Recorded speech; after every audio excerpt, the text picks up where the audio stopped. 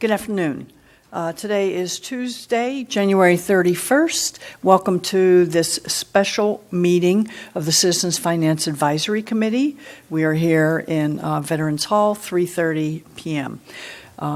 We have a quorum present, and one member, Betty Forsyth, is absent today, but we still have a quorum present. So we will call this meeting to order. And first off, I'd like to introduce everybody and welcome our new member, John Irwin. John, would you like to introduce yourself, please? Hello, this is John Irwin. I recently joined two committees, the Citizens Finance Advisory Committee and Public Works Advisory Board. So I'm diving in.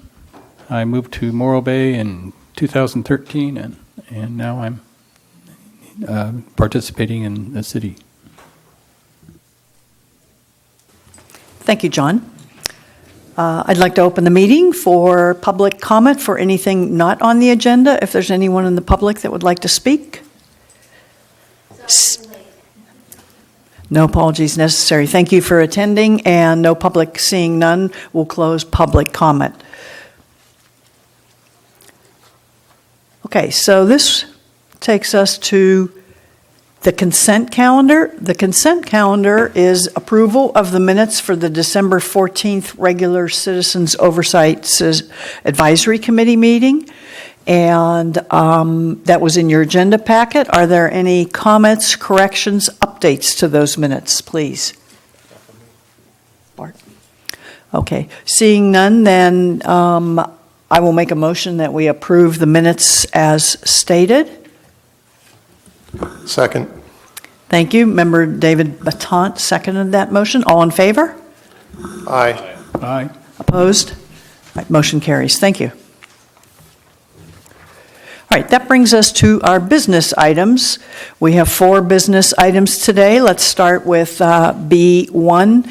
Any public comment on the mid-year review of the city's fiscal year 16 to 2017 budget? Seeing none, close public comment, and we'll bring it back here. Let's see, anybody that would like to start? Actually, maybe Dave Batant and I will start with a summary of thanking Craig Smollinger and Mr. Buckingham for inviting us to the staff review of the mid-year budget that was conducted by the department directors, and that was last week. So we usually usually the city staff opens that up to 1 or 2 members. We'll usually typically rotate who those members are that attend, and we want to thank you for presenting that, and that helps us familiarize with a little bit of the budget. We went through all that. I think there's going to be some mid-year corrections and adjustments based on your discussion. We haven't seen those in total yet, but maybe we discuss those today. But thanks for the invite. Dave, do you have anything to add to that, please? Well, I don't have anything to add other than I appreciate being invited to attend. It was interesting. And was there going to be a staff presentation for the members who weren't present for that? Okay. I'll wait for that. Thank you. Great suggestion. Thank you. Go ahead, Craig. Are we on? There we go. All right. Thank you, Craig Smollinger with the Finance Department. So as Ms. Spagnola mentioned, last Thursday, we did have a department head meeting to go over some of the raw numbers for the first 6 months of the fiscal year. So July 1st through December 30th. I mentioned raw because these are unaudited numbers. As Barbara mentioned, most likely we have some transfers kind of where some things should have either been expensed or accounted for, or we have some trailing indices such as transient occupancy tax. We still don't have the final numbers for December. So when we look at a couple of the numbers here in a few minutes, just kind of note that, and we'll go through those in a little bit more detail. So there we go. Hopefully you can read that a little bit, but as I mentioned, these before you in the agenda packet, the supplemental attachments, the very thorough, I believe there's roughly 70 pages of backup detail behind this item B1, provides detail And the first section of that, so attachment 1, is the budget performance reports for the first 6 months, and those reports are broken down by department. So if you look in, you'll see the corresponding department number in that attachment and kind of where that department fell as far as their approved budget, any kind of budget amendments that had outside of council's initial adoption of the budget, budget amendments. From there would be their actual totals for revenue received or expenses expended. Excuse the poor sentence with that. Their percent received or expended to date at that point. An important note on that is you would expect if everything was straight line accounted for, that would be at 50% everywhere. You're 50% throughout the year, you would expect those to be at 50%. As everyone knows, sometimes payments come in a little early, a little bit late in the year. We pay for more expenses at the front end of the year or the tail end of the year, things like that can kind of skew it. So we'll get through those in a bit. And then on the very right column on those reports are where we were as of the first 6 months of last year. So looking at the fiscal year 14-15 numbers, and that gives you kind of a baseline of where we're at current year compared to the previous year. As I mentioned, the first section is the general fund by department. That second exhibit or attachment is by fund type. And the reason we kind of showed those a little bit different, the total expenses and the total revenues by fund type, is just because a lot of those funds are broken down to such minute detail in some of the departments. It doesn't make sense to go in and look at one-off, a few pennies, a few dollars here and there. So we roll those up by fund and to give you a better picture of where those land. So total, looking at the general fund, for the first 6 months, we're looking at revenue at 48% of expected. So what that looks like is just under 6.3 million out of what would be expected of 13.1 million. So as I mentioned, there's a couple of reasons why that wouldn't come in at 50%. You would hope it would come in a little bit better, but as mentioned, there's some trailing indices going forward. So we do not yet have December figures for both sales tax or TOT figures, but if you were to look at the first 5 months of the year, so the same revenue we would have gotten last fiscal year without including December in there, both of those indices look really good. So the TOT is up 6% for the first 5 months, actually, because again, we didn't receive the December yet. And then sales tax is at 30% above the same period for the last fiscal year. So that 30% can have some eyebrows raised and raise my eyebrows, raise Mr. Buckingham's eyebrows. Like, what's the deal with that? There's a good reason for that. With the state triple flip, with how we get our payments, that's kind of how all this shakes out. So part of that was due to the property tax in lieu of sales tax going away last fiscal year. So where we would have a line item in last year's budget, which was, I believe, 3022, which was titled property tax in lieu of sales tax, that amount is now rolling up into sales tax. So we'd expect sales tax to go up by almost a like amount than we would have gotten for that line item last year. So property tax in lieu would have been a certain amount. I think we got in 330,000 last year total.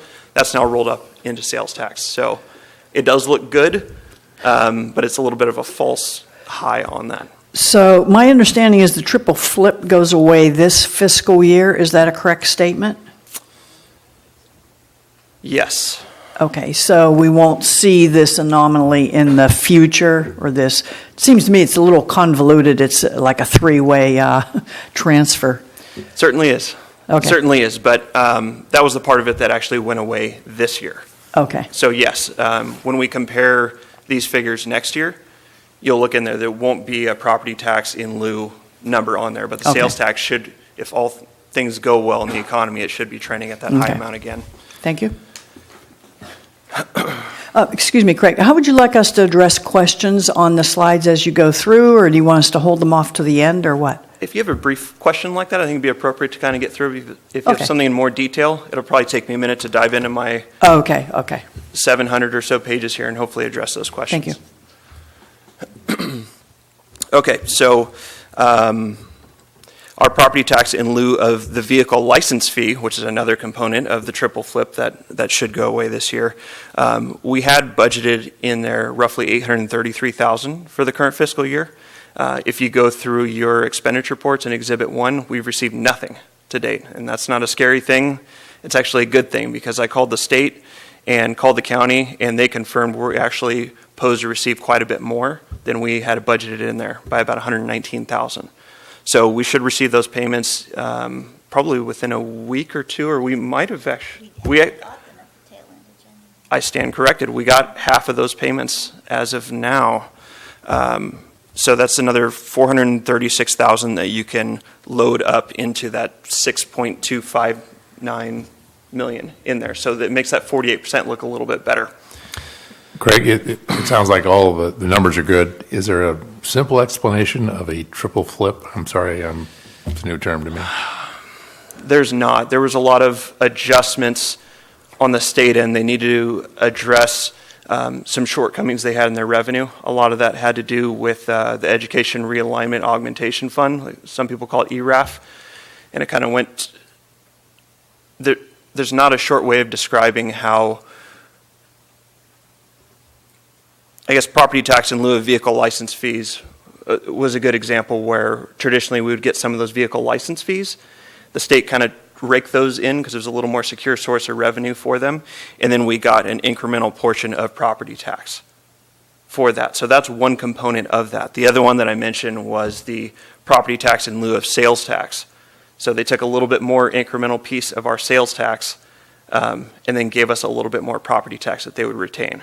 So there was 3 of those kind of flips that went through the years. It was roughly an 8-year process that got through that triple flip. It might have been 9, actually. I stand corrected. But if you'd like, I can schedule something to go through it in more detail. Okay, great. Could you tell me where in this paper that discussed, where we're talking about where the triple flip funds are identified? There's not a clean line item that says triple flip. But if you look, can I see it real quick? Thank you. So if you look at the attachment for item B1, Exhibit 1, and you flip to the page, let's see, page 12 of 46 on there, which has the department listed as accounting and treasury, which we account for most of the general fund revenues in there. A good example of that is if you look at account number 3021 titled property tax in lieu of VLF, and you can see we had budgeted to receive $853,000 in revenue, and we received nothing. So that would be kind of one prong of the triple flip. So it's not called out directly as this is the triple flip account or anything like that. But that was one of the prongs and one of the results of the triple flip. Does that help you any? Triple flip was more like a nickname for this financial, and that's why the good news is if it's going away, I think the motivation was a cash flow or something, for the state at the detriment of the local. Sure. Okay, thanks. Thank you.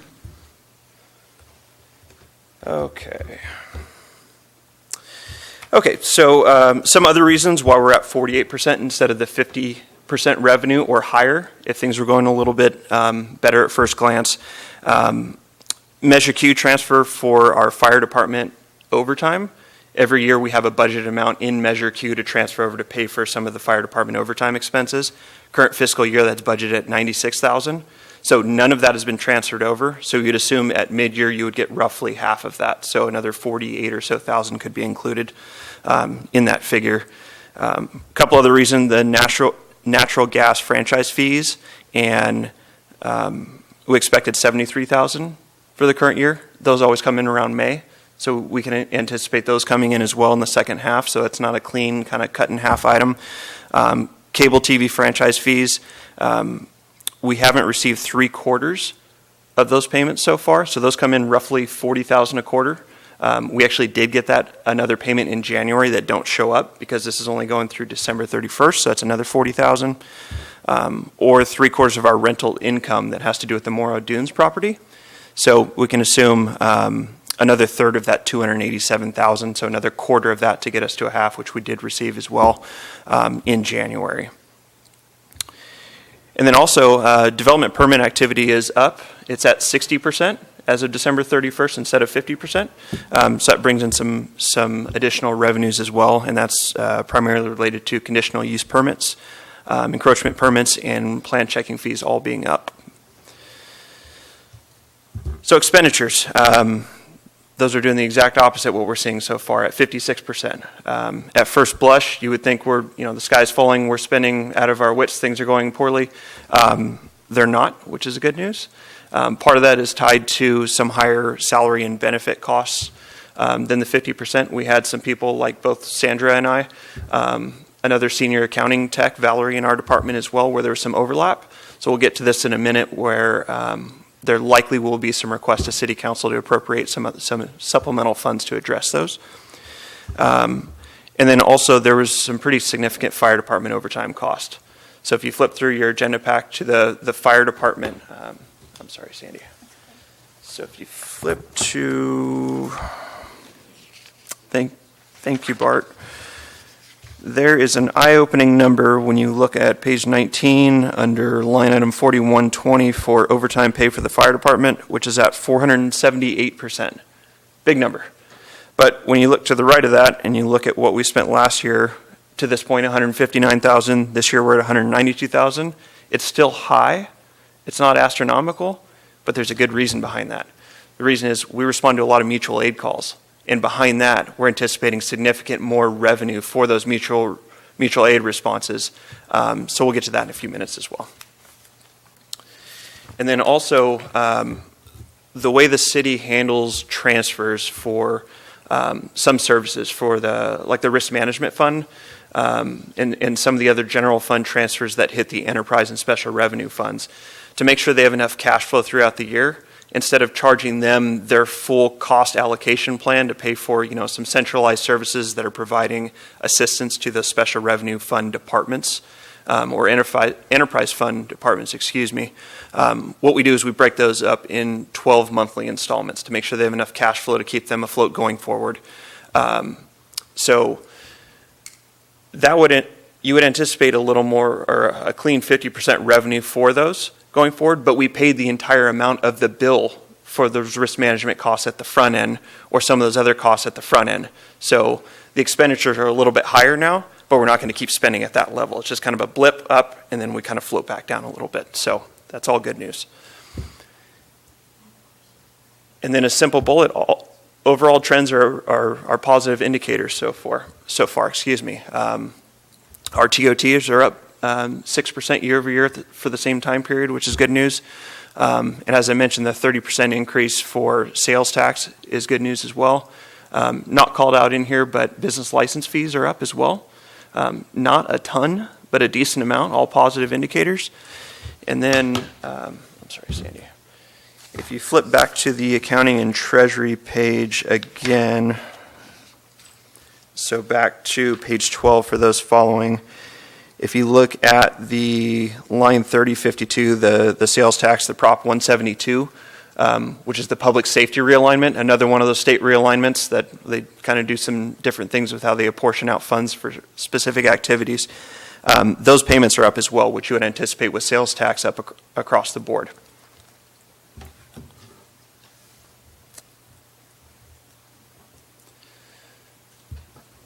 So as Chairwoman Spagnola mentioned, there likely will be some requested mid-year adjustments going forward to City Council. The good news are there aren't a ton of expenditure increase requests going forward, which is good news. That means we're controlling cost. There aren't any kind of wild spending going on, no big shiny toys being paid for, things like that, which is good news. Notably, the finance department, you can hold me accountable for this one a little bit, but we had anticipated some increased staffing costs, as I mentioned, due to some overlap, just to make sure we had some kind of training because of all the institutional knowledge going out the door. We wanted to make sure our folks, including myself and Sandra and Valerie, were well trained going forward.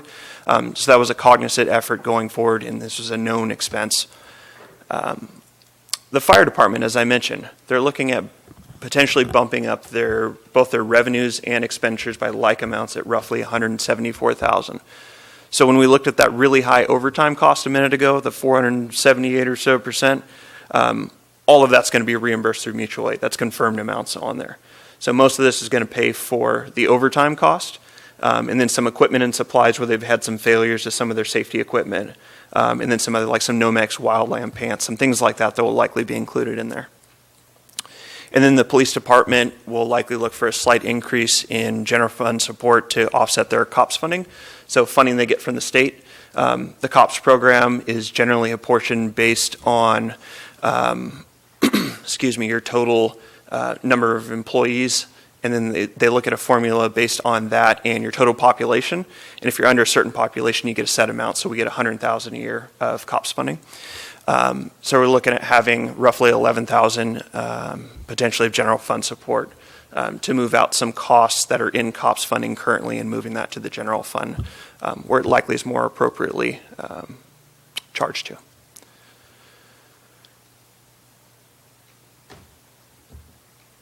So last slide here, I hope you all can read that. You probably can't, I apologize. So this is kind of the big ticket run-up of some of the more prominent non-general fund funds that I mentioned. So if you look at that second exhibit where all the expenses and revenues are rolled up by fund, and here's kind of what we're looking at. Big picture scale, unaudited numbers. Some of these have only come in for the first 5 months of the year, like Measure Q, which is a sales tax initiative that was approved in 2006.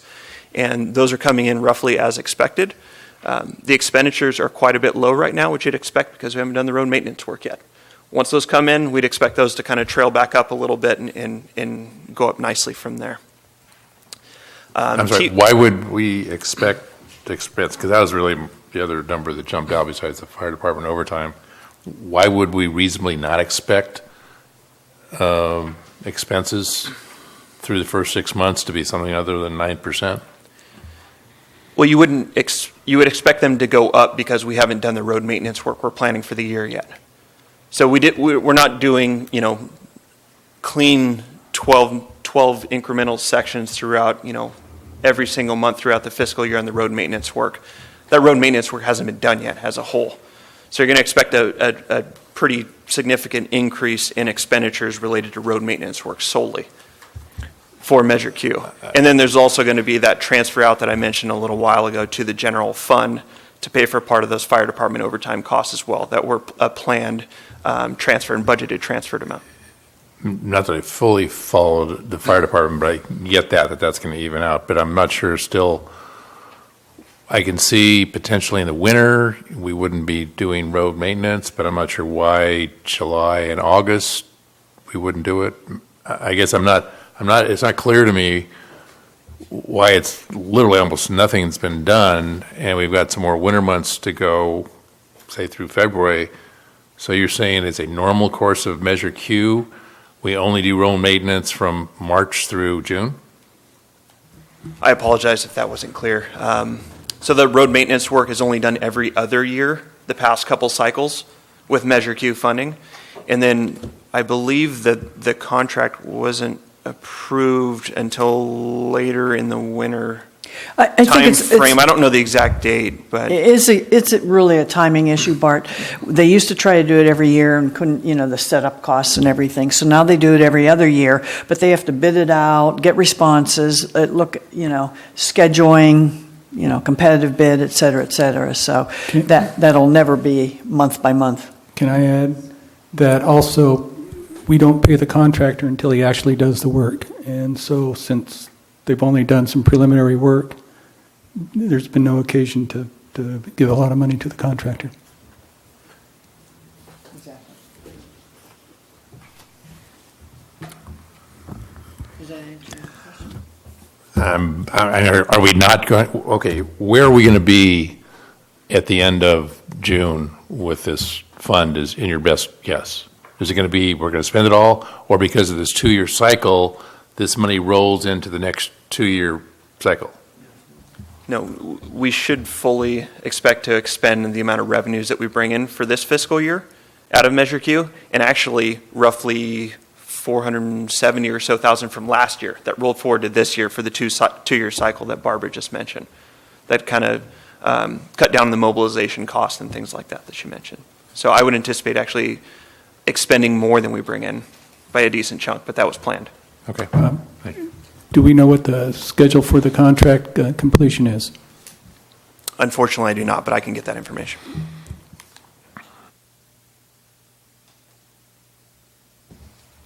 Good, great. Okay, so TBID, the Tourism Bureau Improvement District, excuse me, I'm blanking on all the acronyms up here. So the TBID is where we get our incremental portion of the TOT. So above our city 10% TOT, the 3% above that in that improvement district. That's where they get their revenue, and those are coming in nicely as expected. Revenue's coming in a bit more than the 50% through the first 5 months we expected. But as mentioned in the general fund side where we account for the TOT revenues, that's trending a little bit higher than we have budgeted as well, which is good news. A few more heads in beds, which equates to more sales tax, which we're seeing positive indicators on that end as well. And they're not going out and blowing their budget right away. They're kind of trending nicely along the 50% line. Water revenue is coming in as expected. I think it's roughly 48.5% if memory serves. And then the expenses are actually less than we'd anticipate right now. Part of that has to do with the timing of the state water payments. We've only made one of those payments so far, so that's down quite a bit. And then also we haven't moved on, or we haven't fully expended some of the costs for some of the planned expenses for contractual and consulting services. Some of the things built into the budget were the water master plan, the desalination operations plan, and we always set aside some money for some emergency work. Inevitably, some pipes will break, some valves will break, some things like that. Keep our fingers crossed, knock on some wood. We've done well so far, so those are good news. Is there any, Craig, is there any effect of we're actually getting some rain this year? I turned my sprinklers off several months ago.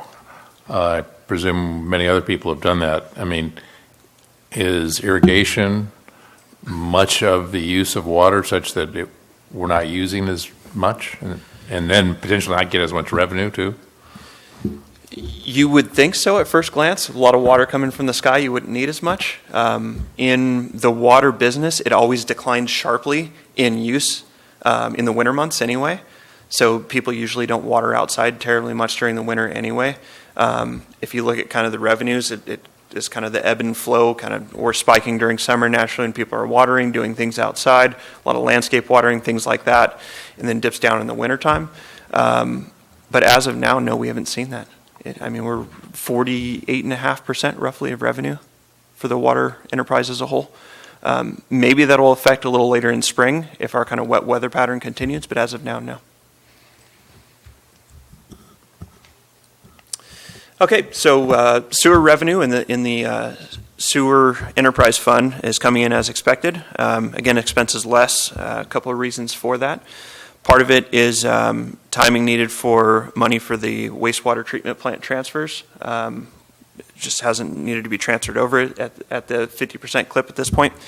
And then we also need to transfer over part of our payment, so our portion of the flows to the Cayucas city joint-owned JPA facility at this point. So we've only billed out for a quarter of that at this point.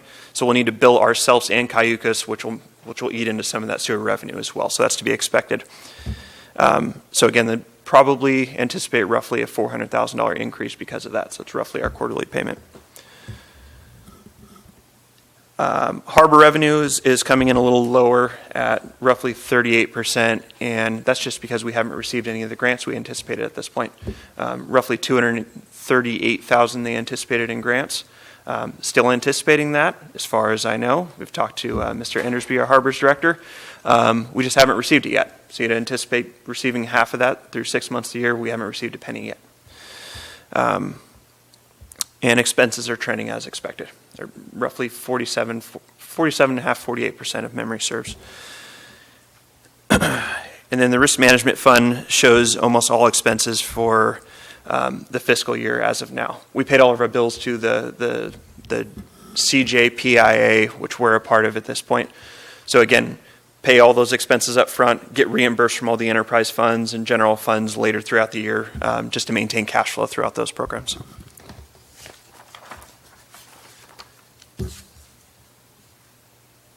And that's it.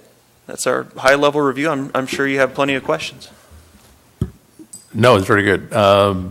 If you had to extrapolate, guess where we're going to be, the words and verbiage that you used was very positive. In other words, generally speaking, when you talked about revenue, you said we're ahead in some cases, or we will catch up, meaning a net plus there. On the expense side, it's pretty much the other way around, that like on the overtime for fire department, that'll be washed away. So if I were to interpret what you're saying, it sounds like we should come out stronger at the end than what we budgeted on a net revenue minus expense. Is that what you meant to be saying? Because that's what I heard. So whenever you do budget compilation or a mid-year projection or things like that, you're looking for key performance indicators. We're looking to see where trends are going, see where we're trending from last year, see if there are any major outliers like we've identified here that can kind of put data or tell a story behind the numbers to give us a clear vision going forward. To say where I would guess things are going, all key performance indicators at this point that we would traditionally look at for a process like this do look positive. That's not to say things might not change. That's not to say Highway 41 closure might have an effect on our TOT and our sales tax, which currently has going forward. That's not to say that something terrible could happen in the economy. We haven't seen those things yet. We don't have the indices on what the effect of the Highway 41 closure might be, what some of the rain might mean to people traveling to Morro Bay. That could affect our TOT numbers or sales tax or things like that. But again, all of our indicators right now, and going through raw data, there aren't any major glaring flashing lights or warning signs to indicate that we have anything major to worry about. To the second part of your question, how do things look if I were to look at June 30th and project how we would come in? Given all of those indicators, I would say it'd be a positive outcome as of right now. I would never advocate for budgeting at a trend line at that, because there could certainly be things that could affect that. That's a good way to find yourself in dire straits financially. I don't think that'd be anything any of you would advocate for as well. But potentially some prudent adjustments could be warranted to the budget at this point. I'm not an advocate of any adjustments personally throughout the year. My feeling is you let the budget go through June, see how it is, then when you budget next year, then you take that into consideration. Making adjustments just makes it look like you did better than you actually did. Just let the budget go, in my opinion. But yeah, what you just said is fine, and I wouldn't change anything. But your best guess would be, unless something happens that we don't know of now, we should be in a little better shape than what we had budgeted for. So again, yes, forecasting qualifying. Certainly, and as a whole, I do agree with you, Mr. Beckman, about making mid-year budget adjustments. But you have to remember when the budget was put together. It's put together likely so in roughly April to May of 2016. A lot of things changed between now and then. So if there's good justification on why an adjustment might be warranted to adjust some kind of operational impacts, we anticipate another grant that we need to have an expenditure to charge against, or appropriation, excuse me, or things like that, then those are kind of more the adjustments I was speaking of. But overall, I agree with you. At what point do you amend the budget? We look at some of the budgets, and every so often you have points where you increase budget. What causes those budget increases? Well, I went back and looked through several years at how the city goes forward with doing kind of big picture adjustments. And from my knowledge, it looks like this is reviewed on a mid-year So you kind of go through your normal budget process for a budget that would be effective as of July 1 every fiscal year, and then go through a mid-year budget process like we're doing now, schedule a session with City Council to go through some of these requests, and then likely have those go into effect, assuming City Council agrees or as a City Council sees fit and approves as a 3/5 vote. But the budget can actually be amended at any time. If there's something major that came forward, an agenda item would need to be brought forward for City Council consideration, and then via 3/5 vote, they can make those kind of appropriation adjustments. So if you look at, a good example of this is if you look at the Exhibit 2 or Attachment 2, and you look at the General Fund Emergency Reserve, you'll look that we only anticipated having $20,000 of net increase in that fund for the fiscal year due to interest income, because they have $3.6 million into our treasury. The City Council, through the end of year process from last fiscal year, 15-16, when we had some supplemental revenues, that were sitting out there, authorized another $205,000 to go into the General Fund Emergency Reserve. So as another example of a budget adjustment that went forward via 3/5 or better vote from the council. So does that answer your question, hopefully? Not quite. So what you're saying is, as far as the budget is, are you allowed to exceed the budget at some point, or do you have to just amend it before you can exceed it? It is not good financial practice to exceed your budget in any one department or unit. Can you? Certainly. Should you not? No, you absolutely should not do that. You'll have audit findings if you do that, and then you need to go in and make some corrections, and then you have the state controller talking to you, and probably have your finance director in hot water. I would assume I would be if something like that went on. If you look at a total fund, no, you can't outspend your budget. So if you look at the total general fund, if your expenditures exceed and you didn't make an appropriation adjustment, even if that's some kind of unreserved fund balance that you transfer over or general fund emergency reserve transfer over, no, you can't do that. So Craig, on these budget adjustments, just for clarity, number one, you can make adjustments within the funds, for reasonable reasons, and that doesn't impact the overall budget. It's just reallocating from one account to the other because changing circumstances. But when you talk about making prudent budget adjustments, then maybe that's the example with the grants or some other thing coming in that justifies an overall increase to a budget line item. Correct. Okay. And the other thing I wanted to make a note of is you did explain to us when we asked the question at our budget review with the staff that you're not just looking at line items with huge variations over and under, but even a line item with a 50%, budget, actuals to budget, could be a red flag for something depending on encumbrances and how the cash flows in. But your staff has been directed to look at every line item, and that's what gets reported back to staff and us. That's a very good point. Thank you. Okay. Just for clarification. Let's see. Dave, did you have any questions, comments? Can you explain there's two columns on the budget performance report, year-to-date transaction, budget year-to-date transactions. I get year-to-date transactions. The budget year-to-date transactions vary.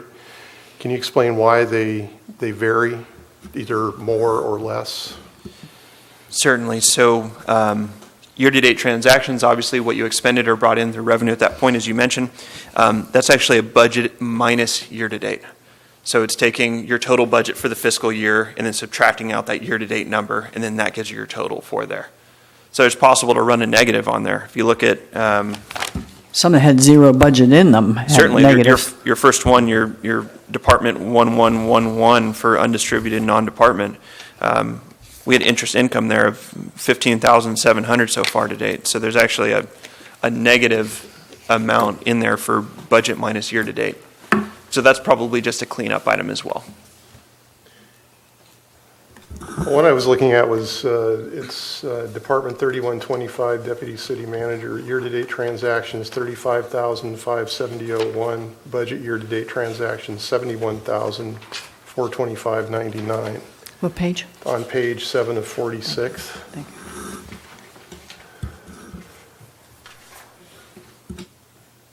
I'm sorry, which account? City manager? It's 3125 Deputy City Manager on page 7 of 46.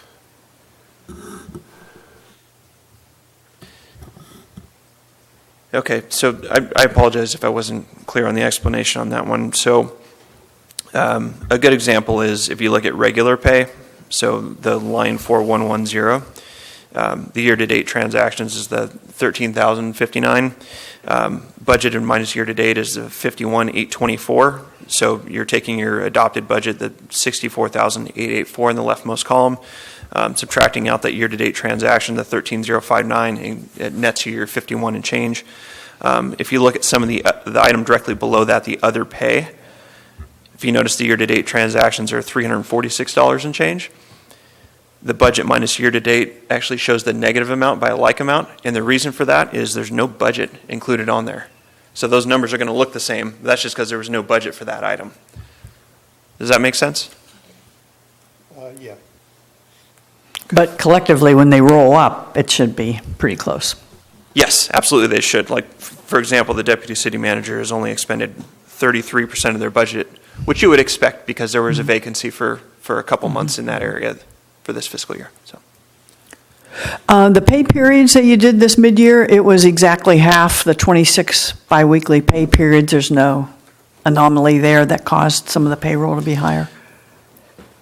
it is extremely rare to have a cutoff of a pay period exactly on December 31. So for reporting purposes, we actually have to go in and do some accounting stuff behind the scenes. Okay. So we would actually make that clean cutoff. So Okay. that Should should be half and half. It should right. be. If not, there might be a few anomalies that we didn't catch and need to clean up, but overall it should be.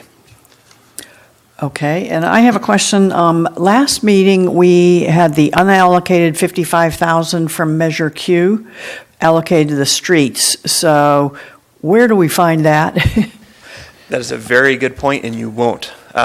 So That's why I couldn't find it. yes, you will not find it on there. And the reason behind that is further in our agenda packet under item, let's see, B3, discussion on fiscal year 15-16 Measure Q district transaction tax report to staff and city council. So the intent behind that was to include your report, including that $55,000 recommendation to appropriate that to streets. I already got it in there, but I just want to make sure you didn't forget about it. I did not forget it, Okay, absolutely thank not. But that'll be That's good. another point of making an adjustment should the city council agree. They have to agree to that, obviously. Okay. Yes.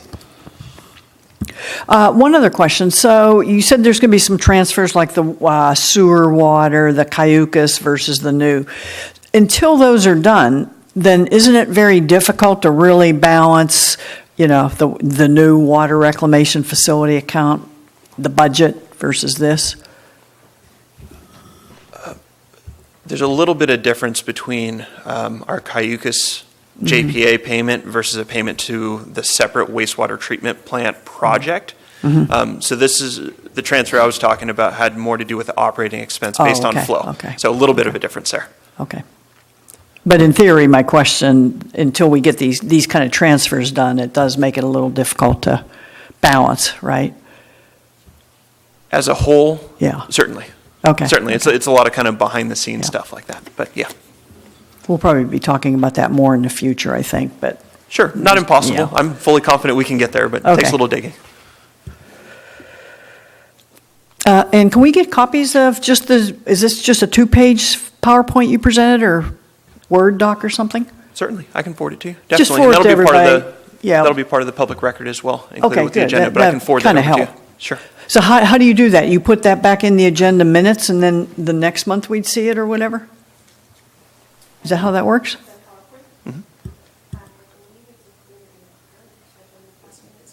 It's not. It's not. No, yes, we can do that. Okay. However, I think it's very good, especially, we have some new members. And perfect. All right. So are there any other questions, comments, discussion on the mid-year budget review? So when we report to staff, we're going to report exactly that we reviewed it here. A subset of us reviewed it in more detail at the city staff meeting. And unless we have any specific recommendations, other than the 55,000 that we discussed last time. I do have one question. Sure. Is there some sort of dictionary of what the terms mean? And I mean, this is the first time going through it, so I said,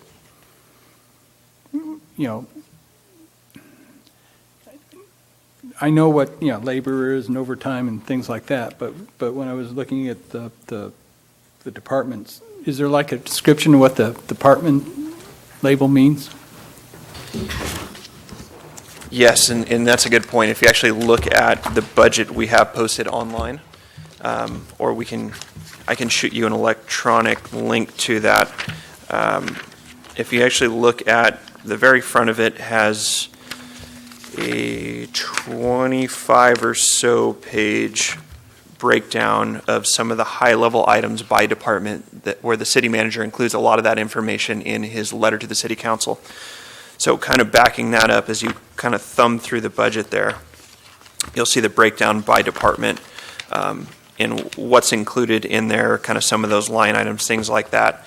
And then further back past the general fund, you'll see some of the special revenue funds, actually all of them, and the enterprise funds. And then they'll have a short description in there of what it is, what's included in there, how those kind of tie to other kind of like funds and things like that, like the water enterprise fund.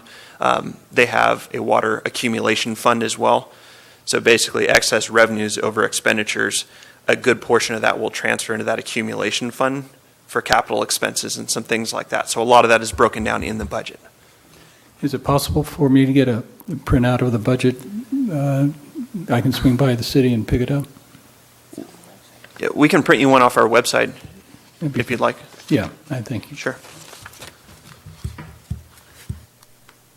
And on the website, that's under usually administrative services, financial documents. Isn't that where we get it usually?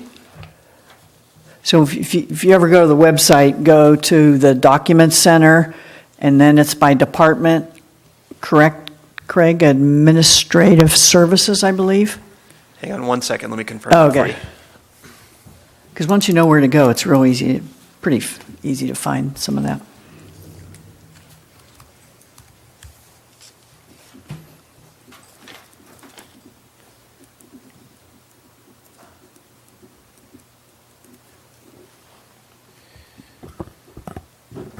So yes, if you go to the city's main webpage and go under Your Government, which is the second kind of header tab, and then from there click on Departments and Divisions, and then under Administrative Services has a big tab called Budget. And they'll have the breakdown in there. What's included is the current fiscal year budget, and then tabs below for the annual budgets, which is in the reference document center. You can look at previous budgets in there. The 10-year budget forecast overview. The final fiscal year 15-16 budget presentation, so the budget presentation from the previous fiscal year, the budget letter I referenced from the previous year, the previous budget forecast prior to that, and then the adopted budget for the previous year as well. So there's quite a few budget documents in there. Great, thank you.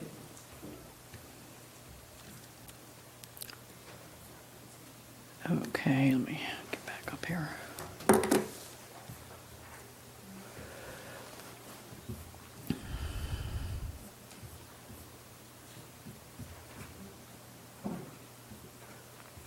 So that brings us to business item B2, discussion and input on the draft fiscal year 2017-2018 city goals and objectives. And I'll open it up for public comment. Is there any public comment? Seeing none, thank you. So let's open up our discussion. This is on the city goals. And Craig, go ahead. I hope you don't get tired of hearing me talk this meeting. No, not yet. So just if I can jump in for a brief bit, at the December CFAC meeting, I distributed the current 10 city goals along with 80 or so objectives underneath there had a brief discussion at CFAC, and the general consensus was there's too many goals, and try to hopefully synthesize and hone in on some more key or higher level goals.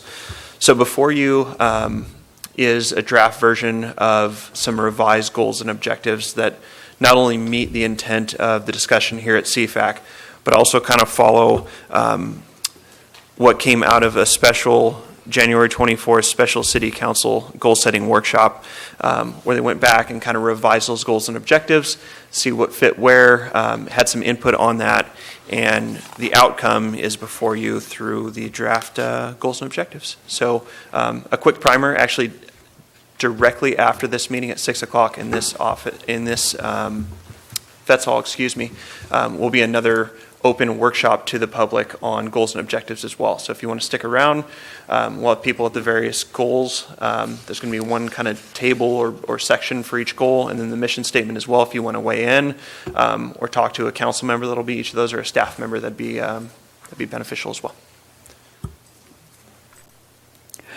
Thank you for that primer. And so now we can have our discussion on I guess we could go through each goal, and also just trying to think of it, the actual goal of the 4 goals are more of a long-term goal, with the objectives being a little bit more specific tasks that will be budgeted within that goal.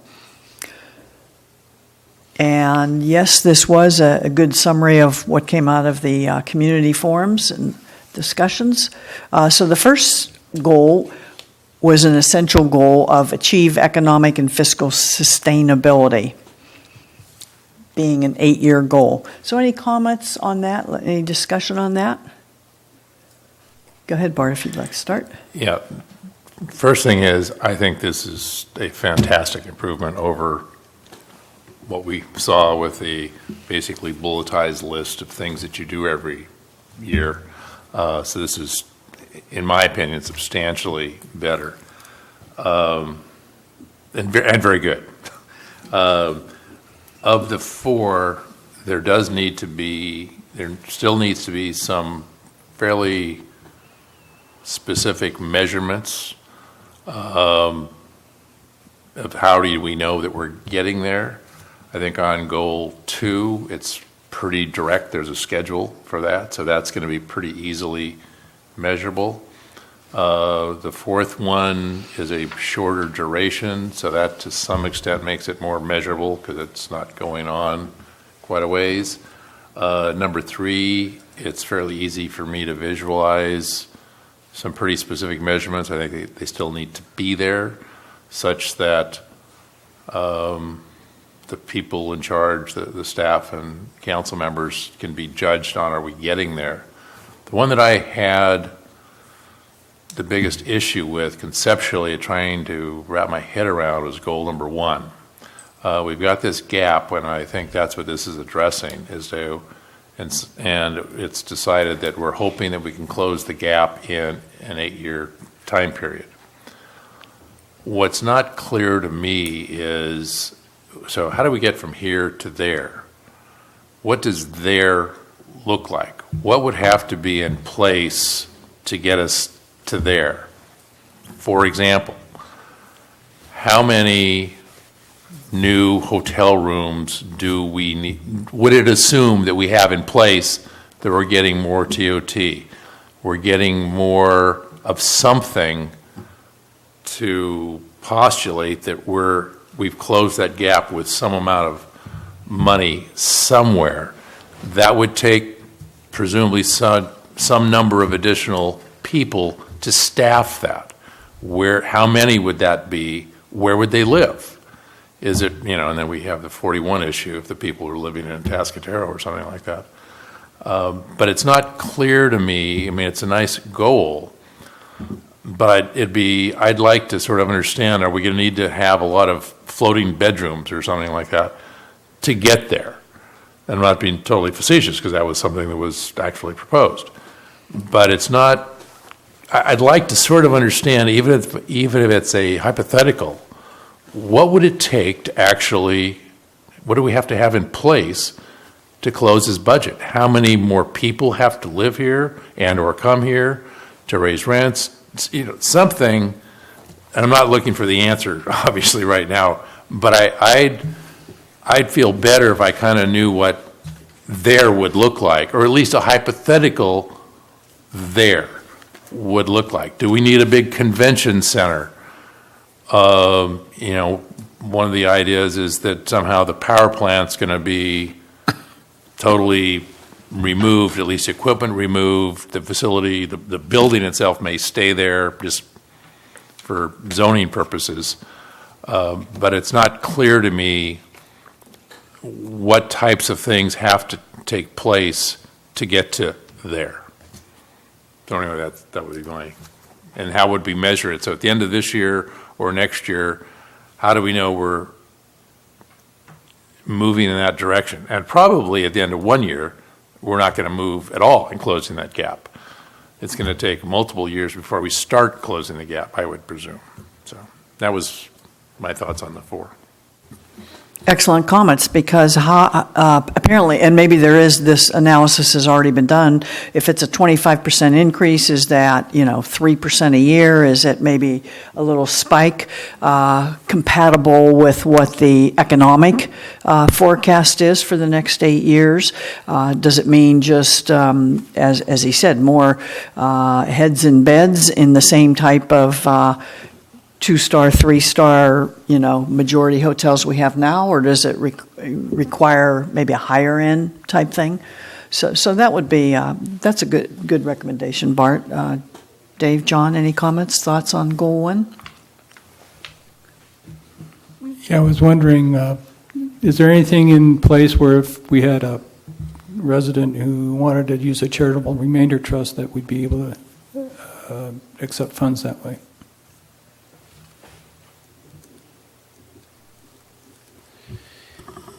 I apologize, I'm not familiar with a charitable.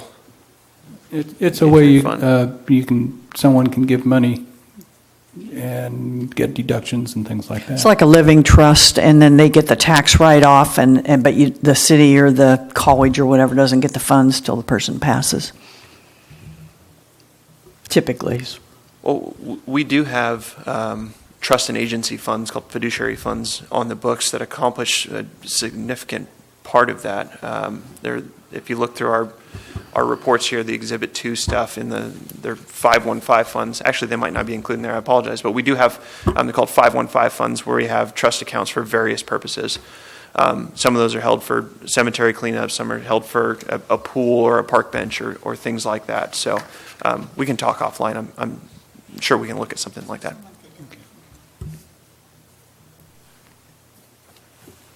Okay. Oh, I'm sorry. Go ahead, Dave. I have some comments. First off, I agree with Bart. I really like the idea of reducing the number of goals and the number of objectives to try to make the objectives more attainable within a reasonable period of time. I understand the goals we're looking at, 8 years, 10 years down the road to achieve these. May never totally be achieved, but I do like the idea of reducing the number of goals. And my wife Cindy and I, who's in the audience, are going to stay for the workshops. We'll address our thoughts on the goals to the staff and council members that are attending that. As far as goal number 1, achieve economic and fiscal sustainability, I think that is primary to the city of Morro Bay being able to accomplish anything else. So I agree that is an essential goal. And along with the completion of the WRF project, two probably the principal essential goals that we could have in the community right now. The objectives, I agree with the objectives. One of the items, number 7, research and bring to council considerations of various approaches for paid parking. That's one that I did question how that fits in with economic and fiscal sustainability. So I'll be asking that question later. But generally, is the intent of setting up, or understand it's the initial step in that is to research whether or not to do it. But is the idea of that to try to add revenue to the budget, or is there another reason behind it? Because generally parking districts are not necessarily about adding revenue to budgets. They have to be maintained and paid for. It's very expensive to do that.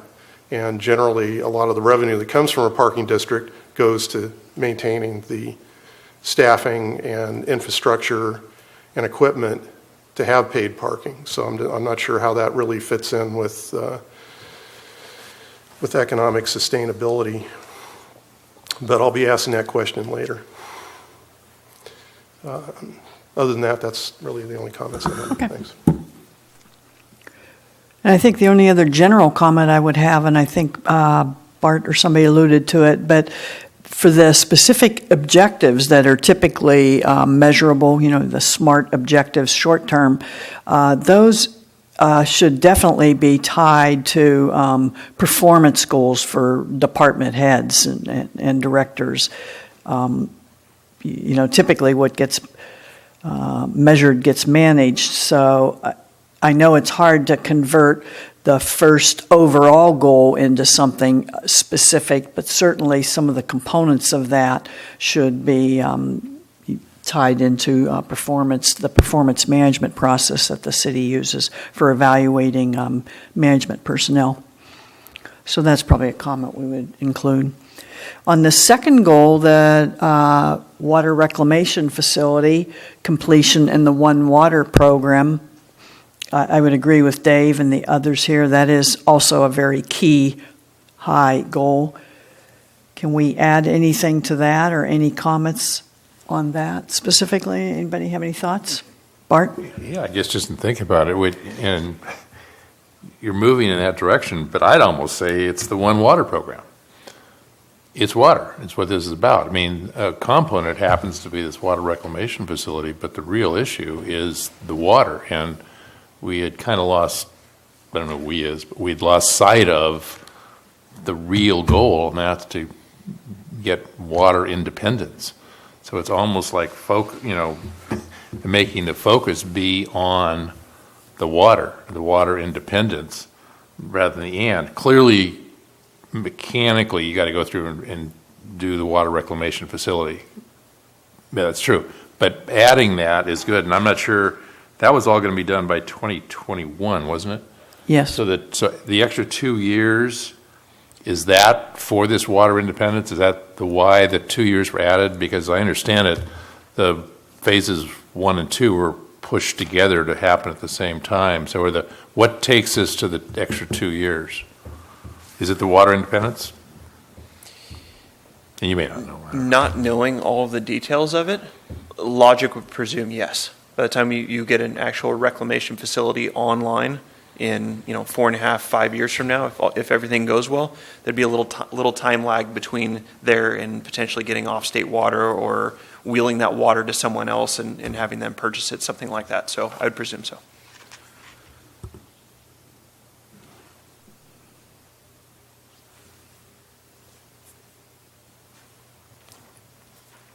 Any comments? Go ahead, Dave.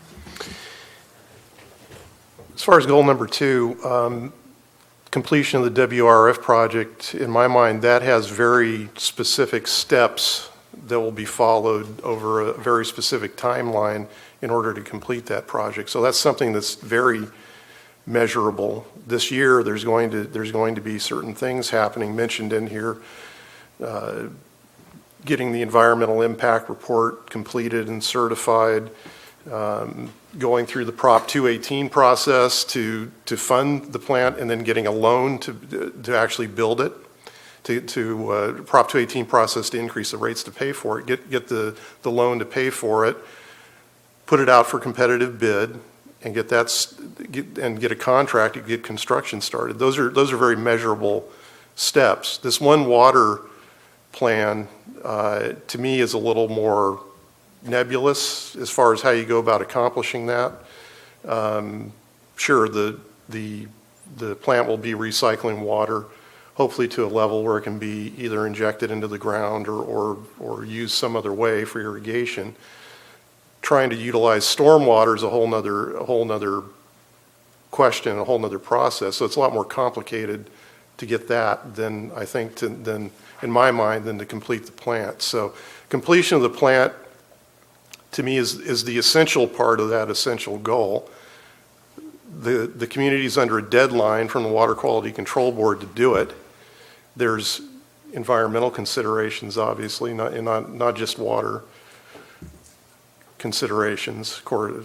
I guess you could say those are one and the same, but still, there's a timeline for getting it done, and it needs to be completed. So to me, they're two parts. They're two parts of the same question, but completing the plant, I think, is certainly the primary part of that, and that's more measurable in my opinion. Thanks, Dave. John, any comments, thoughts? No comment? Thank you.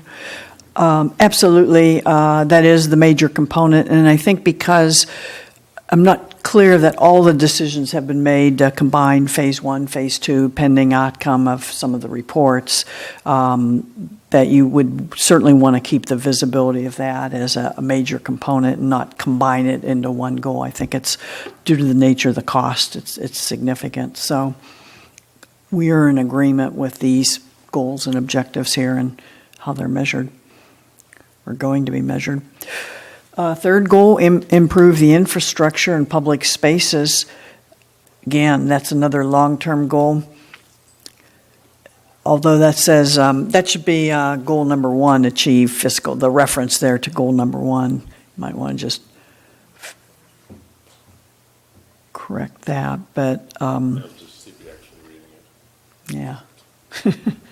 I'm sorry, can you say that one again? Where it says goal number 3, improve infrastructure and public spaces, and the last sentence of the first paragraph says this goal is contingent on making significant progress on goal number 2. Goal number 1, yeah. Mm-hmm. Another 8-year goal. Anybody have any thoughts or comments, or are we okay with these? Again, some of us might participate later this evening and have some specific ideas, but in general, I think these are very well thought out and have good objectives associated with them, fairly crisp.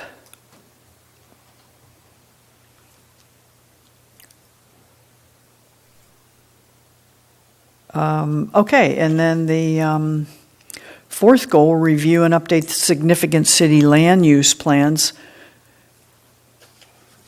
That's a 2-year goal, and yes, we're aware the general plan is being currently updated and worked on by another citizens committee, so I think that's very good.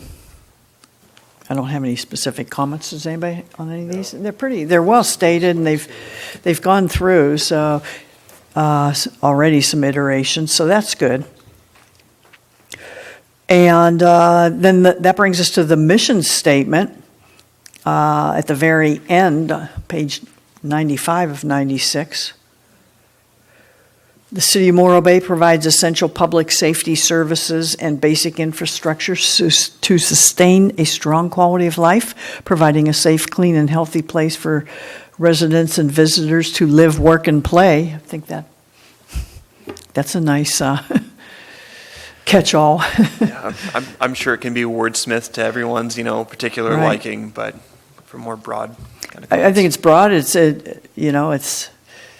not too long of a sentence. It's one sentence, and it encompasses the visitors, residents, and the essential services that typical city would provide. So I wouldn't have any. I like it. Anything else? Yeah, and Go ahead. And it's tied to goal number 1. If we don't close the gap, then you have to question, are we really doing that? If you live on Ponderosa, I don't happen to live there. It's a third world country road. Hopefully you've driven over there, all of you. So if we can't get 1, then at some point we're going to have to rethink cityhood, quite frankly. Are we providing if we can't provide all the essential services, and that would be 1 if I lived on that street, then it does say, I think we collectively, this isn't tomorrow, but at some point, if that gap's not, we don't move towards closing that, you'd have to kind of question, are we meeting the mission statement, or can we? And if we're not, what do you do about it? So they're tied pretty closely together. It's also included in goal number 3 on the infrastructure, the very first objective, consideration for a street tax. That could be one potential solution. Okay, thank you. Any further discussion on the goals? All right, thank you, everybody. That should bring us to B3, which is the discussion on the Measure Q report to council. And I brought a draft of what I was thinking of, which we will include in the minutes, but this is clearly marked draft.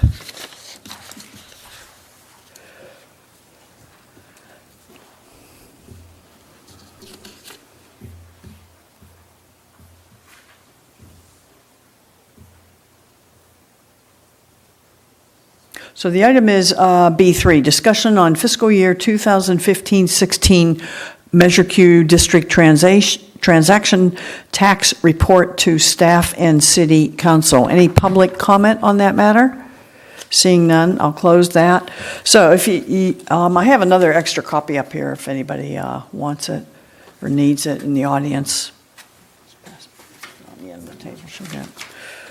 Anyways, this follows the format of how we've reported to staff in the past and to council. And basically, the first slide is an agenda, and the agenda is we're going to summarize our CFAC meeting in December, where we reviewed all the Measure Q expenditures and revenues for the previous fiscal year, 2015 to 2016. We also do a review of the first quarter mid-year budget. I can include that in the same presentation, Craig and staff, or if you just want me to focus on Measure Q, whatever is desired, that's fine. The majority of the presentation would be on Measure Q, obviously. And then some comments on the goals and objectives if we want to include those, if we have anything substantial to add that hasn't been discussed at these forums elsewhere. So basically, state when we met, who was present on the committee, summary, tax revenue total, total expenditures for the year, fund carryover balance, $442,000, and then the balance available to allocate is the $55,000. So I will include all that we discussed last time. Then typically what we do is we just break it down by the major departments: fire, police, storm drains, street maintenance, what we spent. And that's on the third page of the presentation. And I noted $200,000 of the 2015-16 Measure Q funds were transferred out. That was because there was an advance on the loan for the year before to do these major streets, and I will certainly explain that when I present it, but that's okay. And I'll have you vet these numbers, okay? And then our recommendations. Any surplus in Measure Q unallocated funds, our recommendation, as we discussed in December, would be that $55,000 would be allocated specifically to street repairs. And then a general recommendation: continue progress on the funding categories identified in Measure Q ballot initiative. So I'll stop right there. So that's 4 brief PowerPoint presentations. I think not presentations, one presentation, 4 slides. It would probably take 5 minutes to go over, answer any questions. And those, all of you, Bart and Dave, you were at the December meeting. Is there anything else that you think would be important or useful to include when we? I think an obvious, to me, a question would be, we had $983,000 Correct. to be spent. Mm-hmm. And we spent substantially less than that. granted it's being carried over and added the 442,000, then you're going to add the 55 as well. But it's kind of like we're at 9% this year. So here we carried 400,000 over. We're at 9% this year. And I think an obvious question is why? Why didn't we spend that, and why are we at 9% this year? Why are we not using those funds, which are pretty? Good. And that's just to That jumps include out at the page. Okay. I think so. I mean, when this is sort of a big deal, we've got a special tax, and we didn't spend it. There's a 200,000 that got transferred out. So it looks like we spent even less than that. Okay, so let's be clear. The 200,000 that got transferred out, that's a good point, and that's why I said I'll speak to that. That didn't get moved forward, that got moved backwards to the previous fiscal year. Okay, so you're right, we spent less than the 582, we spent 382,000. We paid 200,000 to the previous year for this huge mobilization of street repairs done in that year. And we're still going to have, the 440, almost 500,000 left over that moves to this fiscal year that hasn't been spent yet. You're right, and we're 6 months into the year. But that's what we need. And if you think I should put that on here in writing, I'm willing to do that. It's just a matter of anticipating questions. Again, I'm sort of using Ponderosa people. But I would probably say the interfund transferred out. It's basically we spent $200,000 more in the year before is what I'm hearing. So this is $200,000 to cover that. So in the 2015-16 year, we didn't do much of this work. And so the question is, well, why didn't we, if there's an answer to that? And if we've only spent 9% this year, what would make our community believe we're going to actually use this money as it's intended? I'm just trying to think about if you're out there, what questions might be asked. No, that's a good point. We've been doing this for several years, and the same questions are asked every year. So it's a little confusing. It's like these transfers in and out, in my opinion. It's a little confusing because it looks like you have almost a 2-year dry or 18-month dry spell of not spending on streets. And so I can tighten that up to indicate how much is planned to be spent this fiscal year, so that Bart's point is well taken on the questions. And then I guess it's because if looking into it, $26,000 was spent on streets. So far. Well, no, in 15-16. No, last year, that's right. In 15-16. That's correct. So something to say, okay, what do we? Well, first of all, let's separate. There's some minimal street maintenance expenses and trees and storm drains. You have a fuel tax that comes in every year that pays for some of that. That doesn't mean nothing gets done in the alternate years. And last year, 26,000 got done, plus storm drains and some street trees. But no real major capital work on the performance. The pavement management plan got done last fiscal year. That's correct. It seems like most of what I've seen is the only monies spent on street repair come from Q. Seems like what I've looked at. In other words, if Q didn't exist, nothing would be done. So we've discussed that before and asked that question before. Last year, the fuel tax generated $234,000 for the city of Morro Bay the last fiscal year. This year, it looked like you had budgeted $237,000. So the obvious question is, aren't we at least spending $237,000 for streets? And a lot of that, as I've seen in the past, goes more to the damage that the trees are doing, or some storm drains, some things like that. Very little is actually going to, quote, street maintenance, maybe some routine maintenance. From my conversations with Mr. Rob Leivick, the Public Works Director who oversees these programs, as you likely know, the highway user tax account, the HUDA or the gas tax, It's open so we can spend that money within the streets. So within the streets is defined as the actual roadway you drive on, curb, gutter, and street trees as well, if they're within kind of the, And lighting too, I think. you can on lighting as well, correct, as long as they're within the street width. Right away. I'm blanking, the right of way, yes, thank you. So with that, the roughly 230 to 240,000 that Ms. Spagnola just mentioned does not cover much. It covers some staff time. It could cover some patchwork if there's major potholes, cover some damage caused by, the trees or uprooting or some gutter work that needs to be done or things like that. It does not cover a lot. That trend is not unique to Morro Bay. If you look at what the League of California Cities and the California State Association of Counties, when they put out every 2 to 3 years, they put out a comprehensive report on what the gas tax does and what it means to the local pavement condition index for the various cities and counties within the state, and it doesn't do much at all. I mean, we're seeing a continuing decline in that PCI index I just mentioned across the board, and that gas tax is just not doing it. There's been a lot of hope that California will fix it, and the state will go in and fix it, and kind of change how those allocations go forward in the gas tax. But $237,000 isn't going to pave many streets at all.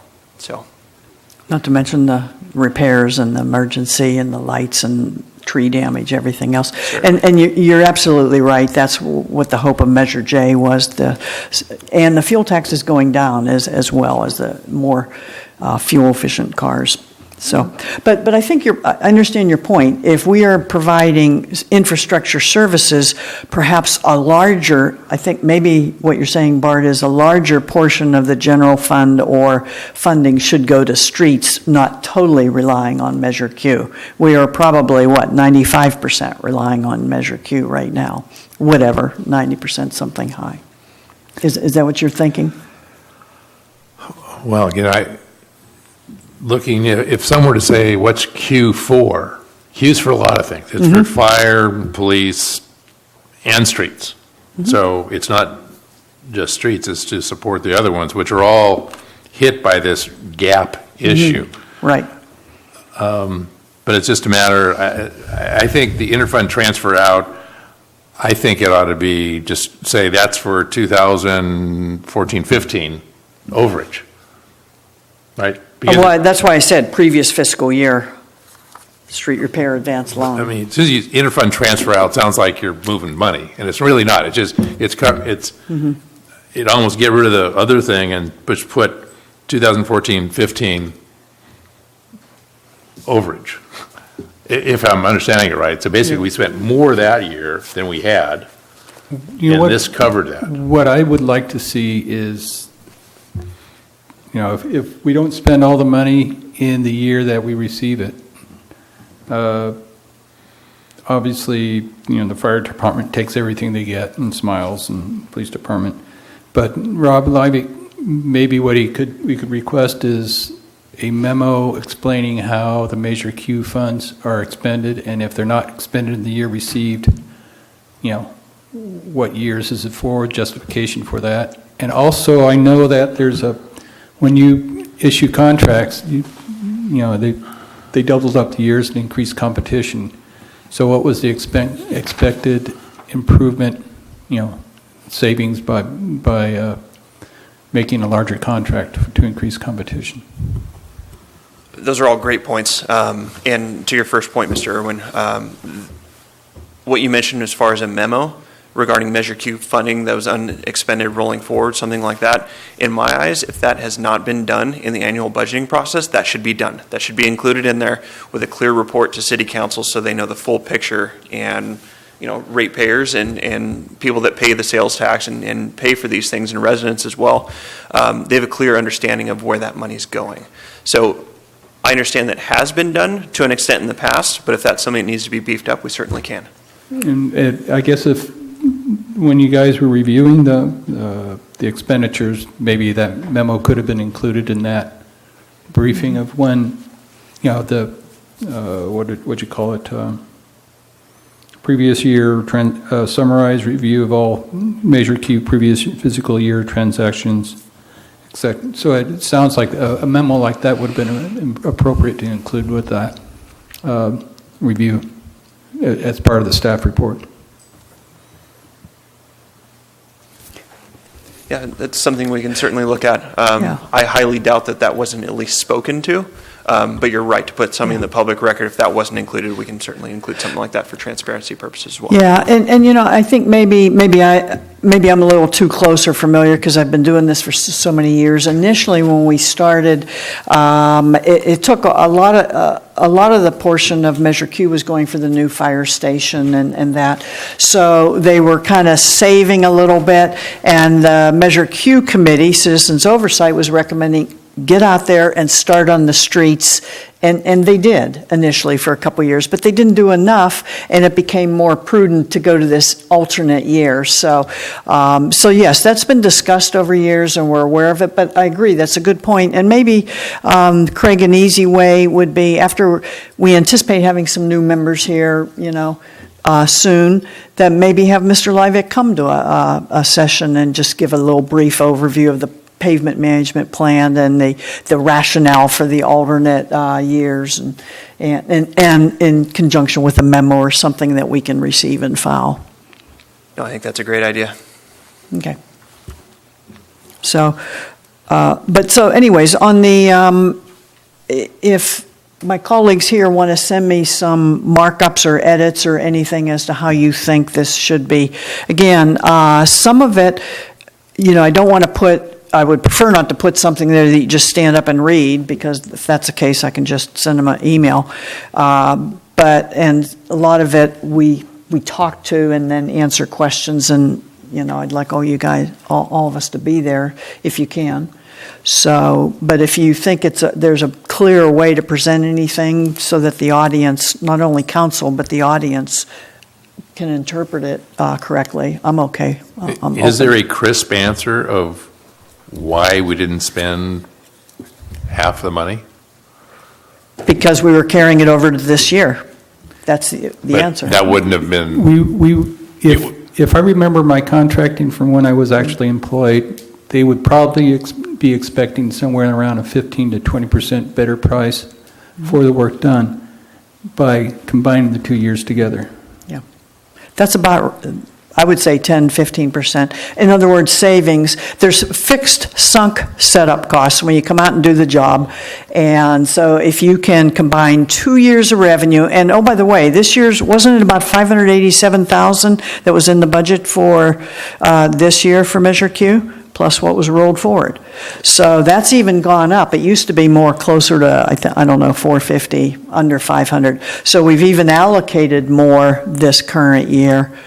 But it's just as you said, they've determined it's cost efficient. So the intent was in 15-16 to not really do any work, because 26,000 is like really not doing any work. So the whole idea was, so this will be used up because we're now in the 2-year cycle, and then when we get to next year, 16-17 or 17-18, then the plan would be not to do work then, because we're saving that money up to the following 2-year cycle? Mm-hmm. Exactly.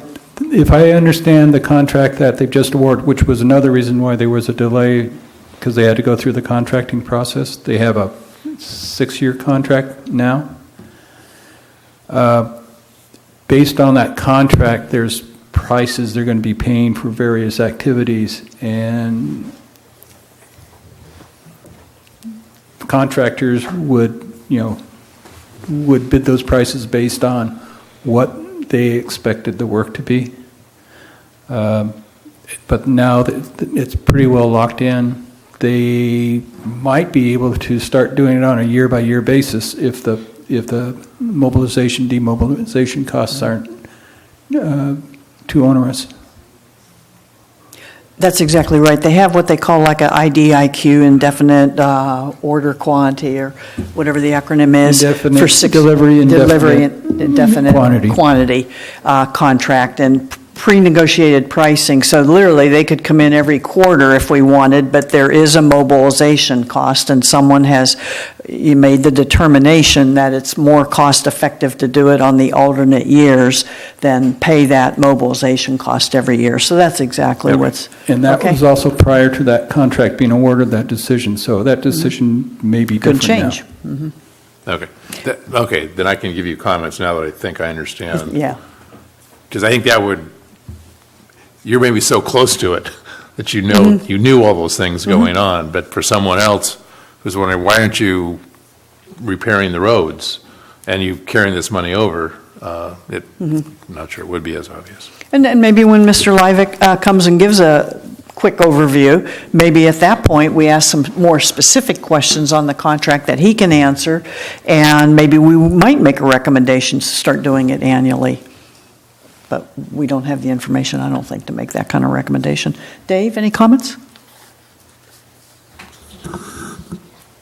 Well, I think the bottom line is that these Measure Q funds are going for pavement repair. So if we can somehow make it more apparent that that's how the money is going to be spent, make it more plain that that's how the money is going to be spent, then that's probably a good idea. I think I understood the reasons behind why they're only doing it every other year. And maybe I wasn't aware of this contract that you're talking about being awarded. So maybe that will change. But the bottom line is it's going to pavement repair. There were reasons why they were doing it every other year. Yeah.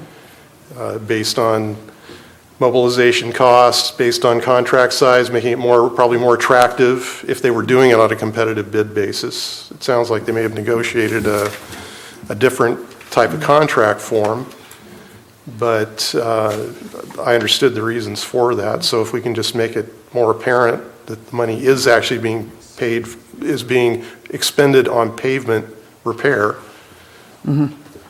then that would probably be useful. Maybe we could add a bullet to the third thing there. I know you said that, the funds were transferred out in the second one, but maybe it might deflect some comments. Okay. Okay, $350,000 was spent last year. Is the thought that $350,000 would be spent in 16-17 off the top? Is that sort of kind of? I'm sorry, where are you getting 350? In your slide, page 3. In 15-16, Oh, okay. 280 plus 68 was spent on fire and police. Is the assumption that that's in the ballpark of what would be spent out of the 1.4 million for 16-17?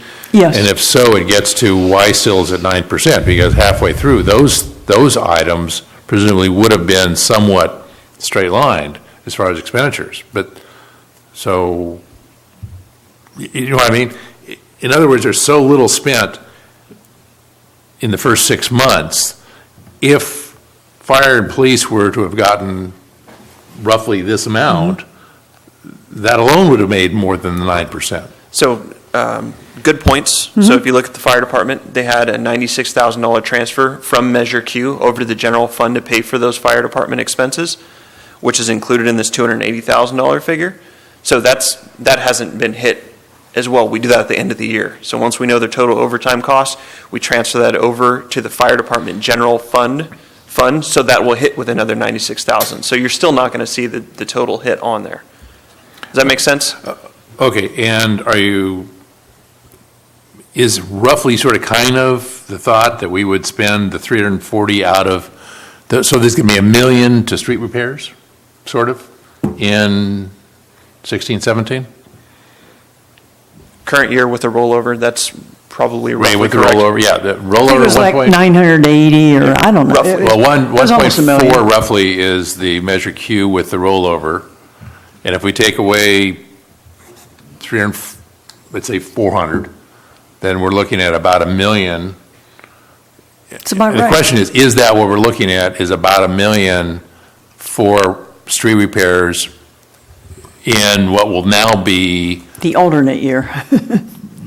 March through June. So we're going to spend $1 million in street repairs in 3 months, 3 or 4 months? Is that- Easily. Pardon me? Easily, if they put the equipment Exactly. that they're talking about, it's going to get spent very quickly. Okay. And if not, to Mr. Irwin's earlier point, that could potentially be rolled forward to some later months in the summer into next fiscal year, even though still be expending the same money. So just probably include a memo with with the budget preparation and things like that, so. And if you think about, remember the 500,000 as Measure Q increases, they go up a little high or pull some from the fuel tax. So you're talking 550,000 a year. That's 1.1 million, if the revenues keep, but exactly. And like to Mr. Beckman's earlier point, there's several areas for the intended use of the Measure Q funds. So this is the current year work plan. It's not to say that there might be some other alternate higher need in the public safety realm or something like that. So that's current level approved expenditure. So obviously that could change down the line. And typically, the staff involves us in the Measure Q allocation budgeting for the next fiscal year. I would anticipate we would see that, at some point for next. Certainly, and again, just like with staff, it's a recommendation, so city council can make adjustments as they see Right. fit, so. Exactly. Okay, so that's Measure Q, and then do we want to, I threw in a couple other slides on the first and second quarter budget review. And then it's really, I just have some placeholder information here on the city goals and objectives. If we have anything specific, I'll leave it to you guys to send me anything, or maybe I'll even take it out. And then the last slide at the bottom of that page too was just kind of some upcoming activities I thought we might want to plan to work on depending on input from staff and council.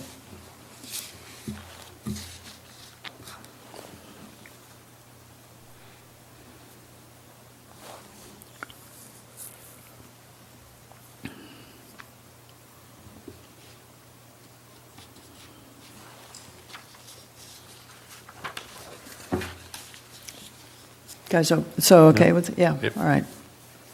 So I'll expect some comments back from my colleagues here, and then maybe I will clean this up, and then I'll have you do the sanity check, Craig, on the numbers and everything, if you're okay with that, and then let us know when you want us to present to council, and we will. Certainly sounds good. So reflecting back on our December 14th meeting, the idea was to have this presented along with the mid-year budget. So currently we have February 14th as the tentative date for the mid-year Okay. report to City Council. So mark your calendars from there. That may move off to the 28th. All things look like it will go on the 14th, so we'll see. Okay. And would you expect anything significant on the mid-year budget report? I mean, we've had discussion, we've accepted it. If I don't get any specific comments back, I don't know what else we can do until we see all the total adjustments, other than our 55K recommendation. No, I wouldn't. Okay. Thank you. Okay, so now that brings us to items for future agenda. Are we What- finished on this? What was the time of the 14th meeting? Well, it's always 6 o'clock, and then wherever they put us on the agenda, it could be anywhere Okay. from 6 to midnight. No, just kidding. Like early, better than, Yeah, hopefully. hopefully. I'll do it as public comment. Okay, so that, as I said, that would bring us to items for future agenda or any other closing comments, questions.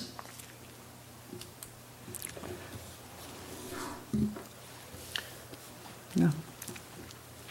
The So, one item go ahead. that I had brought up, I think there were more, and obviously it's not urgent, but at some point I'm very interested to hear about the various IT systems that are in place so that we understand, get a better appreciation for what you have to deal with, because you don't have an SAP in place that does everything. You've got a lot of that you're probably learning about as far as how they talk to each other or don't talk to each other, so that we have a better appreciation for what you're having to deal with to get information. And again, that's that can still be 2, 3, 4 months down the road while you're still learning. In fact, probably you're having to go through that yourself, Craig, to better understand how these all work, because it did sound like there's quite a few independent systems that are in place that feed you information. Certainly, we can definitely look at that for a couple months down the line and go from there. That would be one item. The other item would be the review and update of our work plan, and which is for next year, and our the CFAC, Citizens Finance Advisory Committee mission statement, goals and objective. It's really out of date. We are not doing all of those. That was predicated on having a full staff or full group here, which we haven't had all year. So I think, so as not to mislead anybody that goes to the website and looks at that, that needs to be done. And we've also, this came up at our, it's come up several times from various citizens, but it came up specifically at the August 30th Citizens Workshop on Budgets. People were asking about legal expenses, Craig, and I had wanted to hold off on that till we had a good historical basis of comparison, but that's still on our list. And then the other thing is the budget-friendly documents. We spent some time on those discussion. Those are on the website. Craig, do you guys have any way of measuring if anybody's viewing those or clicking on them or looking at them? Yes, we do, and we need to put that document more under the hot topics area. Okay, perfect. Versus in the document center. It's well on my radar. I have a draft report that I'll probably send to you, Barbara. Oh, okay. Make sure we're okay with the language. Okay. Last time we spoke about having some kind of survey monkey, weighing people's input on what they thought about it, how they felt versus just kind of a black and white, here's a bunch of numbers type thing, which I imagine will be a positive response. Right. But we do have a way to measure unique clicks on there. Oh, good. I just have to confirm where those unique clicks will hit. Okay. Where they're accounted for to make sure they're specific to there, not just the document center and what PDF they click on, things like that. Or somebody got lost Sure. on the website. No, that's good. And I recognize we're not going to get all this done at once, and we're just kind of tracking it so that we do get it, address it. And the other announcement I'd like to make is that we are still chartered for 7 members, and so we'll have 2 to possibly 3 openings. We already have some applicants, and if there's any other interested citizens, residents of Morro Bay that are interested in serving on this committee and have some interest or background in finance and accounting, we would welcome their participation. So at that point, if we do get some new members, maybe that would be the time to do some of these briefings we're talking about with the streets and the IT and some of that. So. Yeah. The other thing is, Craig, do you have like a list of questions you're responding to from our from these meetings? You know what? You read my mind. There's a couple of follow-ups I was going to have based on the last meeting. So one of the things, if I can kind of go ahead, one of the questions was, what's the status of the goals and objectives? What have we accomplished? Where have we gone from our last meeting? Very appropriate question. Our city manager keeps a detailed tracking database that we'll go in and pop things in as things get accomplished. That was actually requested to have Mr. Buckingham, the city manager, report on that to city council shortly. And that was the result of last week's city council meeting. So to report on that one, our intent is to have a consent item on, hopefully at the next city council meeting on the 14th, if not then on the 28th. One of the other items was the public-friendly budget document, which we just discussed. One of the other items that was brought up, I believe from a member of the public, and I believe Mr. Irwin commented on as well, was a cost tied to each of those objectives, and that being posted online. So I went and did a search on that, and I couldn't find a total cost breakdown on our website for each of those objectives. What I did do is found, in our budget document is that total, our objectives. I'm not sure if the camera can see that. So if you look shortly after the salary schedule for all the city employees is a breakdown of all of the city goals and objectives and what the cost estimate is for those. So I believe that could have been included in the budget document as well, but not as a separate standalone document. So it is on there. There's an estimate. Again, those are estimates, not bid prices or anything like that. But to get more to the root, if I have a tracking spreadsheet or anything like that, I do keep a side kind of list of questions that come up like that. And I believe those were the questions that came out of last meeting, unless I missed one or two, which I don't think I did. Good, thank you. Okay, any closing comments?